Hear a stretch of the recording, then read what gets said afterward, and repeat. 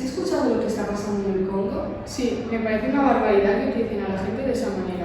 Nadie se merece vivir en esas condiciones. Es muy fuerte. ¡Qué susto! ¿Qué es eso?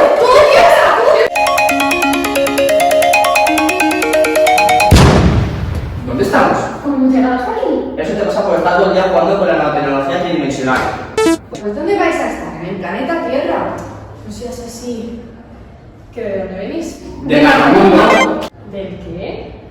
Ay, qué cosas más raras. A ver, es muy sencillo. Nuestro planeta se llama Nanomundo, pero en específico nosotros venimos del país de la nanotecnología. Lucía, eso no suena. Tiene que ver con toda la problemática actual. Pero, ¿qué es la nanotecnología? La nanotecnología es la manipulación de la materia a una escala casi atómica en su estructura molecular para crear nuevas estructuras, materiales y aparatos. ¡Ay, mira! Esta es mi casa. Nosotros nos dedicamos a cambiar las propiedades de los materiales y obtener recursos a partir de sus estructuras tecnológicas. Sí, pero todo esto a un nivel nanopequeño. Estamos superconectados. Como la superconductividad. Vaya transparente grupe. ¿Vosotros sabéis lo que es la superconductividad? Sí, es la capacidad de algunos elementos para conducir corriente eléctrica sin resistencia ni pérdida de energía. Nuestros mejores amigos, los electrones, se unen en una onda cuántica que se extiende por todo el material. María, ¿el coltán no tenía también esa propiedad? Sí, además el coltán tiene una gran resistencia al calor porque soporta grandísimas temperaturas y cuenta con una gran capacidad para almacenar cargas eléctricas. Claro, es por eso que lo utilizamos en los condensadores electrolíticos de tantalio. Espera, que nosotros no sabemos lo que es el coltán ni eso de los condensadores. El coltán es un mineral compuesto por columita y tantalita.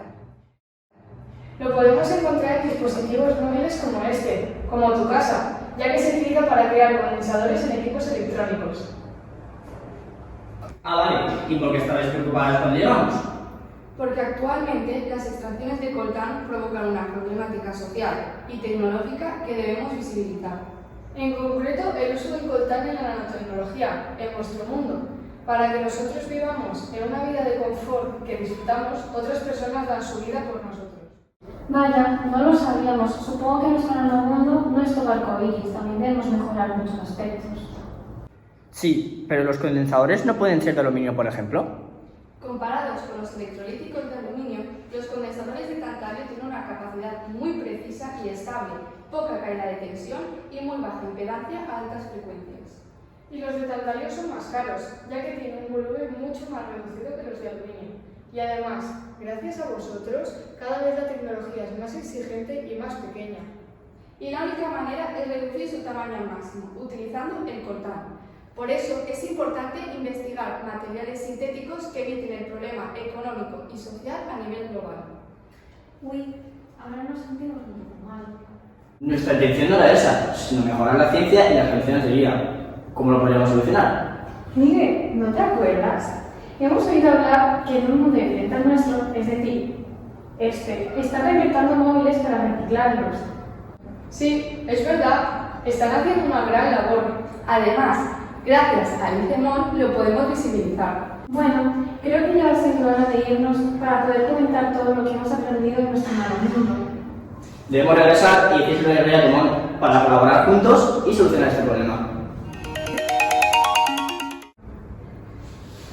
¿Esto acaba de pasar? No lo sé, yo ya no estoy segura de lo que es real, de lo que no, nano o no. Será mejor que sigamos con el experimento.